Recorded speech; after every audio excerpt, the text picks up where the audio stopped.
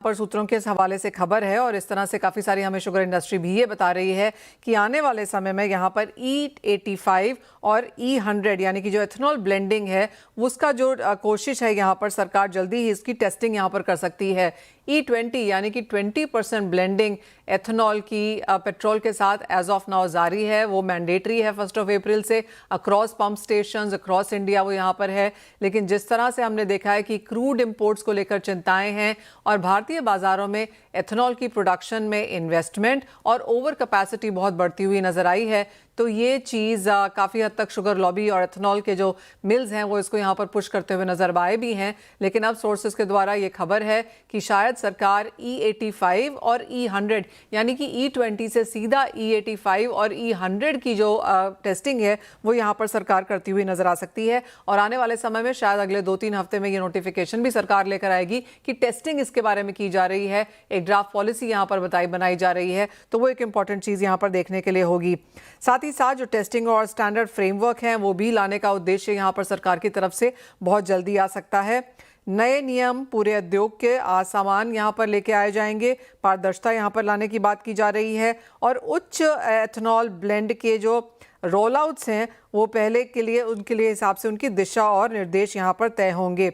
आपको याद दिला दें कि E20 का लक्ष्य यहाँ पर बहुत जल्दी हासिल किया गया था, उसकी टाइमलाइन 2026 थी, लेकिन 2025 में ही हमने वो लक्ष्य यहाँ पर पूरा होता हुआ देखा। अब क्योंकि यहाँ पर इन्वेस्टमेंट्स काफ़ी ज़्यादा हो चुकी हैं, एथेनॉल की कैपेसिटी है यहाँ पर, आगे और इन्वेस्टमेंट्स पाइपलाइन में हैं, तो ये एक चीज़ है जो इंडस्ट्री काफ़ी समय से मांग रही थी। और अब जिस तरह की दिक्कतें हैं तो एथेनॉल ऑफकोर्स एक इम्पॉर्टेंट स्टोरी के तौर पर यहाँ पर उभरता हुआ नजर आया है और हमने उसी का एक इम्पैक्ट यहाँ पर आता हुआ देखा भी है।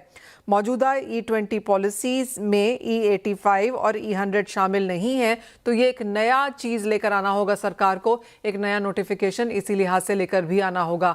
रिसेंटली पिछले हफ्ते हमने ATF का एक नोटिफिकेशन आता हुआ देखा था और अब इसके बाद यहाँ पर एथेनॉल ब्लेंडिंग को लेकर एक बहुत बड़ी खबर है। ऑफकोर्स ये शुगर मिल्स के लिहाज से सोर्सेज के थ्रू ये खबर हमारे पास CNBC में है, लेकिन आने वाले समय में माना जा रहा है कि बहुत जल्दी इसका नोटिफिकेशन भी निकल के आ सकता है। तो काफ़ी पॉजिटिव खबर वो शुगर कंपनीज के लिए। पीछे ही सरकार ने यहाँ पर कहा भी था कि 14 दिन की मियाद है, शुगर कंपनीज को यहाँ पर इमीडिएटली जो बकाया है किसानों का वो यहाँ पर देना होगा। तो वो हल्के से नेगेटिव के तौर पर देखी जा रही थी, लेकिन ये बड़ी खबर है और ये शुगर मिल्स के लिहाज से यहाँ पर पॉजिटिव भी है।